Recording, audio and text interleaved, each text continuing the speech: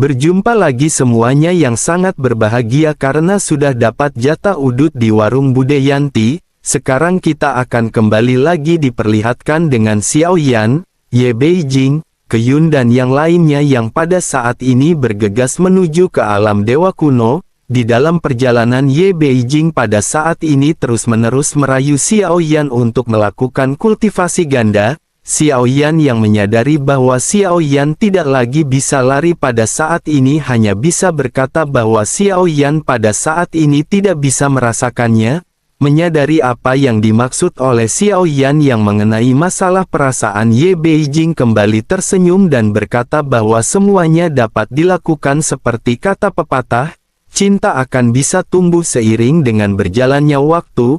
Jika Xiao Yan tidak bisa merasakannya sekali maka Xiao Yan hanya perlu melakukannya lagi dan lagi. Xiao Yan pada saat ini menatap ke arah Ye Beijing yang tampaknya sesungguhnya tidak memiliki niat untuk memaksa Xiao Yan. Xiao Yan hanya bisa menghela nafas dan bergumam bahwa sekarang pertempuran antara Sensi dan Taixu akan segera dimulai. Yang mulia ratu telah ditangkap oleh Taixu dan Xiao Yan benar-benar sedang tidak mood. Begitu Xiao Yan selesai berbicara, Ye Beijing pada saat ini meletakkan tangannya di bahu Xiao Yan. Sebelum sempat Xiao Yan bereaksi, Ye Beijing pada saat ini berkata sebaiknya mereka pergi. Begitu kata-katanya terdengar keduanya menghilang dari bahtera dalam sekejap mata. Setelah beberapa saat secarik batu giok terbang kembali dan ini merupakan batu giok yang ditinggalkan oleh Xiao Yan.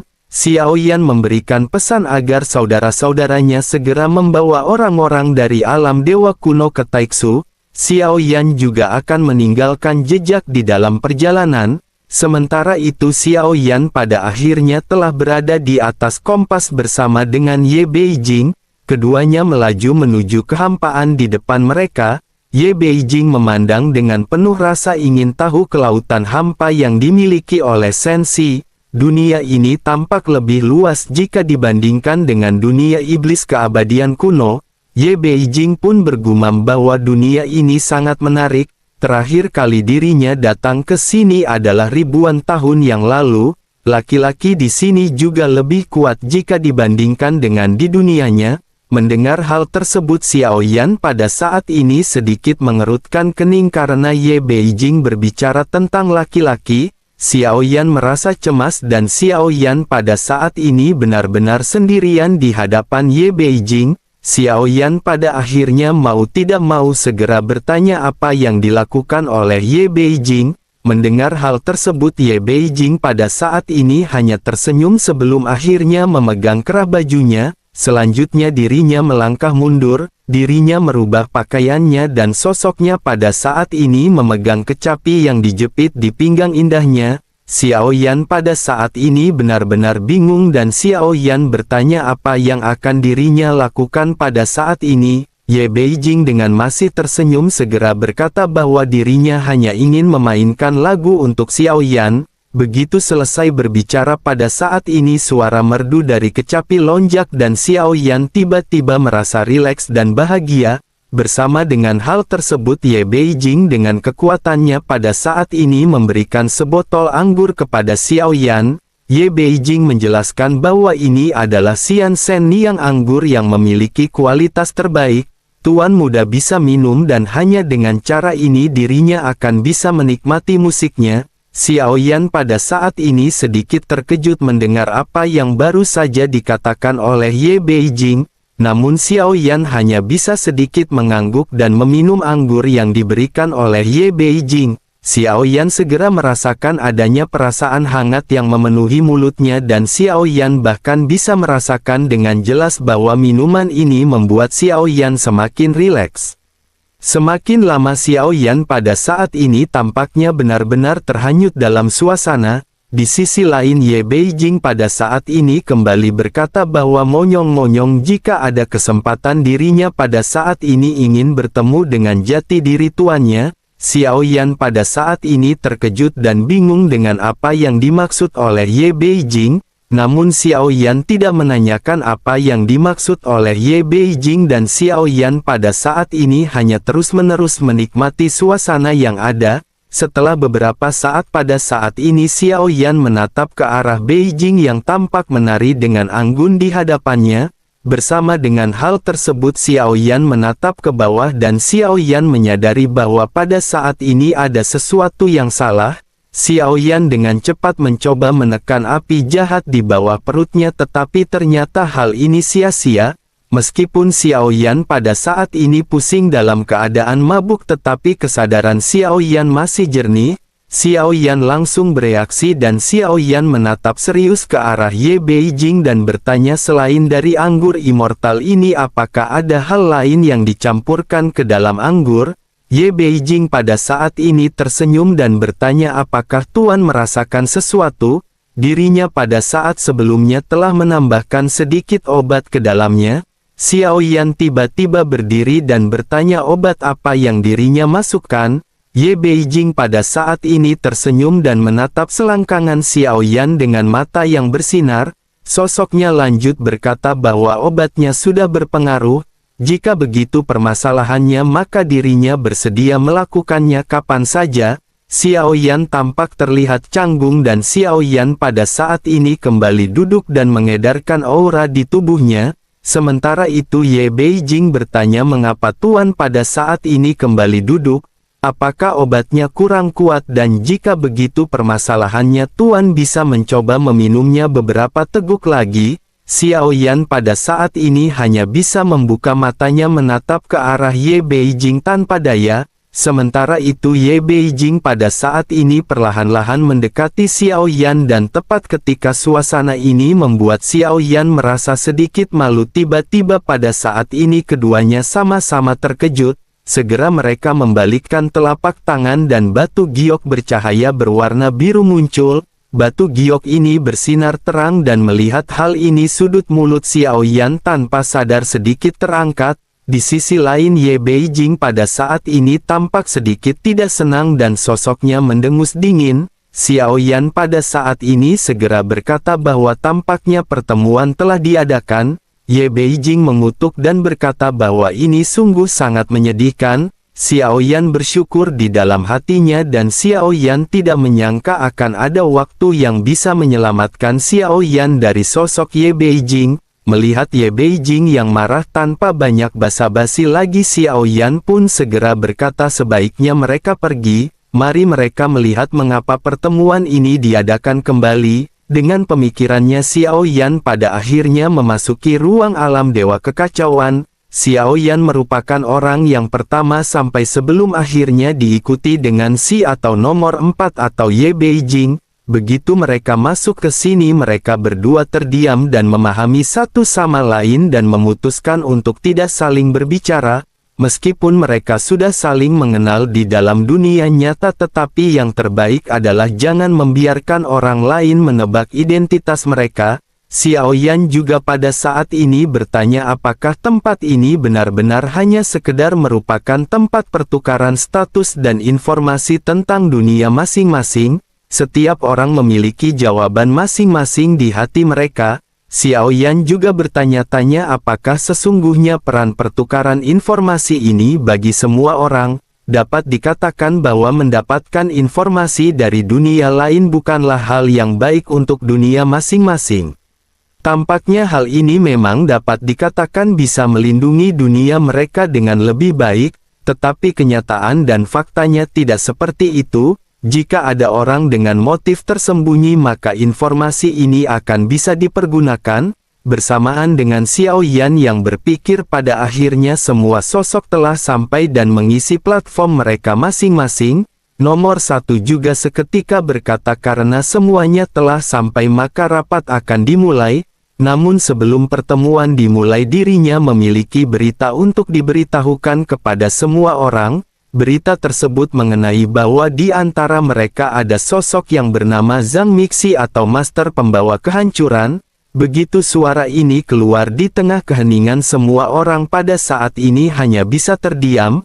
Xiao Yan juga mengerutkan kening karenaan mengetahui tentang sosok Zhang Mixi atau Pembawa Kehancuran ini di pertemuan terakhir. Terlebih lagi Xiao Yan juga memang telah melihat sosoknya ketika Xiao Yan pergi dari alam iblis keabadian kuno. dapat dikatakan secara singkatnya sosok ini merupakan sosok mata-mata, tidak ada yang tahu apa yang mereka lakukan secara spesifik dan peran mereka sesungguhnya adalah untuk menjaga keseimbangan dunia. Namun yang tidak disangka oleh Xiao Yan ada di antara 9 sosok yang berada di alam dewa kekacauan ini merupakan sosok tersebut. Jika begitu permasalahannya maka Xiao Yan pada saat ini bisa mengeliminasi sosok nomor 1. Xiao Yan juga tidak mungkin menjadi sosok tersebut oleh karena itu pada saat ini masih tersisa 7 orang. Sementara itu di sisi lain pada saat ini nomor 1 kembali menegaskan agar mereka semua segera berbicara secara bergantian. Begitu perkataan ini terdengar nomor 2 yang merupakan Hua Chan pada akhirnya mulai berbicara. Sosoknya berkata bahwa sungguh tidak terduga master pembawa kehancuran yang telah dirinya lacak begitu lama sebenarnya ada di antara mereka. Tidak peduli siapa di antara mereka yang memicu perang di alam Dewa 9 Surga dirinya pasti akan memburunya sampai akhir. Selanjutnya nomor 3 juga pada saat ini dengan nada marah segera berkata ternyata pantas saja semua ini bisa terjadi. Dirinya telah mengatakan sebelumnya bahwa di alamnya yang merupakan alam misterius surga barat tidak ada perselisihan. Namun sejak pertemuan diadakan kedamaian di alamnya benar-benar akhirnya menjadi kacau. Dirinya tidak mengetahui banyak tentang master pembawa kehancuran atau Zhang Mixi ini tetapi mungkin perselisihan di alamnya diakibatkan oleh sosok tersebut. Selanjutnya giliran nomor 4 berbicara dan sosoknya berkata bahwa mereka di alam iblis keabadian kuno dapat memastikan penghalang dunia telah diperbaiki pada saat ini. Mungkin seperti apa yang dikatakan oleh semua orang kehancuran penghalang ini juga ada hubungannya dengan sosok tersebut, tetapi meskipun begitu hal ini semuanya sesungguhnya tidak terkait dan berhubungan dengan nomor 4, dirinya merasa bahwa penghalang dunia ini tidak terlalu penting baginya dan dirinya tidak tertarik dengan hal itu. Xiao Yan pada saat ini sedikit terkejut mendengar apa yang baru saja dikatakan oleh nomor 4. Xiao Yan juga mempercayai kalimat yang dikatakan oleh nomor 4 karena Xiao Yan pernah ke alam iblis keabadian kuno. Xiao Yan telah bertemu dengan Yu Yan yang merupakan klon dari Ye Beijing dan dirinya memang menampilkan sosok yang tampaknya tidak peduli pada penghalang dunia. Sementara itu di sisi lain giliran nomor 5 pada saat ini segera mengungkapkan perkataannya. Dirinya menjelaskan bahwa perselisihan di dunia pegunungan dan lautan juga pasti disebabkan oleh pembawa kehancuran ini. Dirinya benar-benar tidak menyangka bahwa hal ini akan berakhir dengan sosok tersebut yang berada di antara mereka. Selain itu meskipun pertempuran berdarah antara ras di tempatnya tidak melibatkan campur tangan kekuatan dari dunia lain, jika pertempuran ini berlanjut seperti ini maka dunianya pasti akan runtuh. Dengan begitu maka mereka harus menemukan apa yang disebut dengan Zhang Mixi ini dan mereka tidak bisa membiarkannya pergi begitu saja. Semua orang pada saat ini hanya bisa terdiam sebelum akhirnya tibalah giliran nomor 6 yakni Su Qiantai untuk berbicara. Su Qiantai pada saat ini memainkan peran seolah-olah dirinya adalah Xiao Yan yang berasal dari dunia sensi. Su Qiantai berkata bahwa dalam hal ini invasi Taiksu pas disebabkan oleh sosok tersebut. Hal inilah yang pada akhirnya menghancurkan sensi. Sekarang kehidupan sensi telah hancur dan hal ini membuatnya sedih. Xiao Yan pada saat ini sedikit mencibir di balik cahaya berwarna biru mendengar apa yang dikatakan oleh Su Qiantai. Setelah perkataan singkat dari Su Qiantai pada akhirnya tibalah giliran nomor 7 untuk berbicara. Dirinya pada saat ini menjelaskan bahwa meskipun dirinya bepergian keliling dunia semua orang tentu tahu bahwa dirinya hanya terlibat dalam transaksi dan tidak berpartisipasi dalam pertempuran apapun. Dirinya tidak akan menyembunyikan apapun dari mereka terlebih lagi dirinya juga merupakan orang yang lemah dan tidak memiliki kemampuan. Dengan begitu tidak mungkin dirinya pada saat ini dicurigai sebagai sosok Zhang Mixi. Selain itu apapun yang mereka butuhkan mereka semua bisa mencarinya tetapi dirinya berharap mereka tidak meragukannya. Selanjutnya giliran nomor 8 berbicara dan sosoknya menjelaskan bahwa dirinya telah mengabdikan dirinya untuk mengasingkan diri selama ribuan tahun, dirinya belum keluar selangkah pun selama ribuan tahun ini, dirinya selalu menggunakan tungku sebagai temannya dan dirinya terus-menerus menyembah senjata ajaib, dirinya tidak memiliki pemikiran dan argumen apapun.